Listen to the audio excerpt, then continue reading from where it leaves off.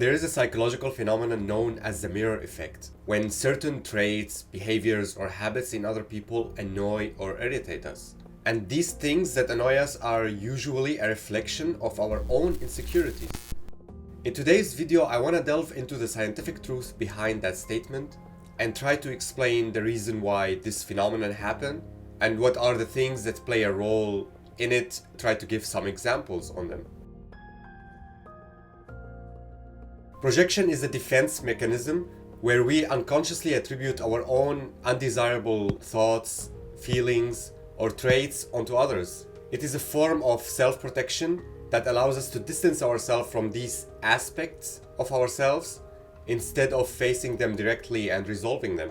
So when we experience insecurities such as low self-esteem, feeling that we are not good enough or that we are inferior, we project those insecurities onto others, and which then manifest to annoyance or hatred towards these individuals who possess these traits that we don't like and struggle with ourselves. So for example, when someone is insecure about their appearance, they might get really annoyed by people who they find attractive, and they might start to find faults in their appearance and become really resentful toward them.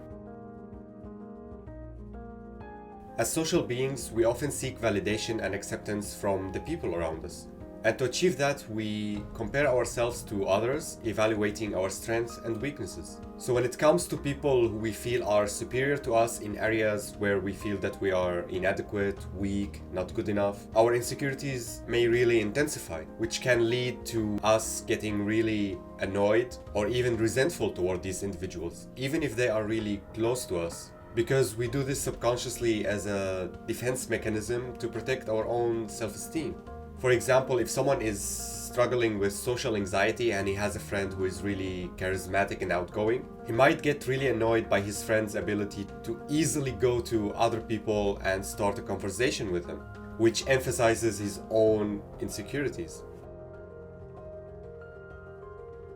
Cognitive dissonance refers to the mental discomfort that arises when we hold beliefs and values that contradict each other. For example, if someone thinks that he is not a materialistic person, but always get envious by people who have items of really high value that are really expensive.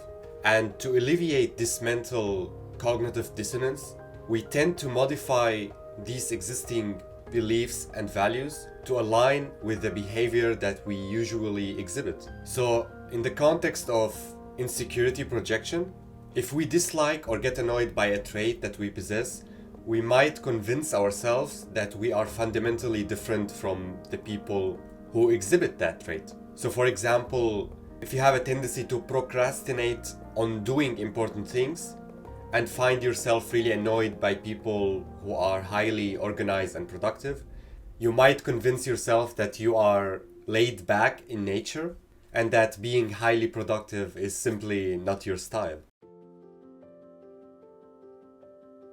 Developing empathy can really help us navigating the mirror effect. By understanding that other people has their own struggles and insecurities to deal with, we can cultivate compassion and tolerance towards others. By recognizing our own insecurities and embracing self-reflection, our self-growth journey can really begin. So rather than projecting onto others, we can channel this energy onto recognizing, addressing, and working on these insecurities, trying to find the root cause for them, developing a more positive mindset that allow us to really develop ourselves. So for example, if you get irritated by people who express strong opinions, this annoyance might stem from a fear of voicing your own thoughts and ideas. So when you acknowledge this insecurity, you might be able to start working on building confidence in expressing your beliefs. The statement that what we hate or get annoyed by in others reflects our own insecurities holds true, and it is supported by research and theories. Projection, identification, cognitive dissonance, and the lack of empathy all contribute to this phenomenon. And by developing self-awareness, empathy, and engaging in self-reflection, we can break from this cycle of projection and use the frustrations as an opportunity for personal growth.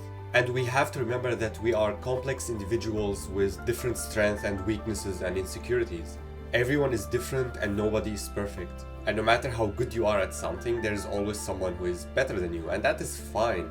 We are still special in our own way and good at doing certain things and really bad at doing other things. This is just our nature.